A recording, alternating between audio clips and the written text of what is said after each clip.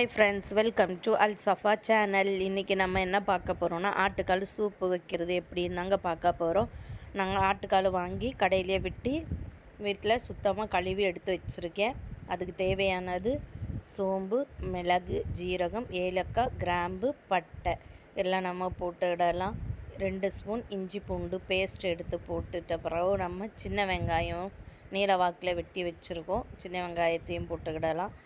ஒரு தக்காளி பழத்தை எடுத்து நறுக்கி வச்சுருக்கேன், போட்டுக்கிடலாம். புதினா இலை, பச்சை மிளகா, மல்லி இலை. நான் பச்சை மிளகா கீரையில் முழுசாக போட்டிருக்கேன். பிள்ளைங்களுக்கு ரொம்ப காரம் கொடுக்க வேண்டான்னு பெரியவங்களாக இருந்தால் நீங்கள் கீரை போட்டுக்கிடுங்க. மல்லித்தூள், மஞ்சத்தூள், மிளகுத்தூள், கரம் மசாலா தூள், கொஞ்சம் போல் மிளகாய்த்தூள் எல்லாம் போட்டுட்டு இனி தண்ணி எடுத்து ஊற்றிடலாம். நான் இந்த சொம்பில் 2 சொம்பு தண்ணி எடுத்து ஊற்றியிருக்கேன்.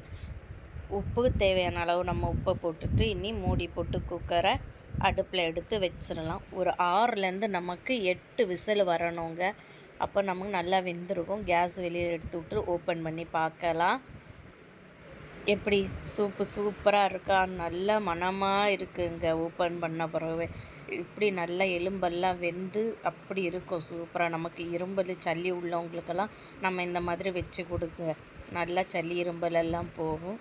இன்றைக்கி எங்கள் வீட்டில் உள்ள குட்டீஸுங்களுக்கு டீ காஃபி ஒன்றும் கிடையாது. இன்றைக்கி சூப்பு தான் வச்சு கொடுத்தேன். இந்த வீடியோ பிடிச்சிருந்தா லைக் பண்ணுங்கள், ஷேர் பண்ணுங்கள், கமெண்ட் பண்ணுங்கள். மறக்காமல் சேனலுக்கு சப்ஸ்கிரைப் பண்ணுங்கள். பாய்.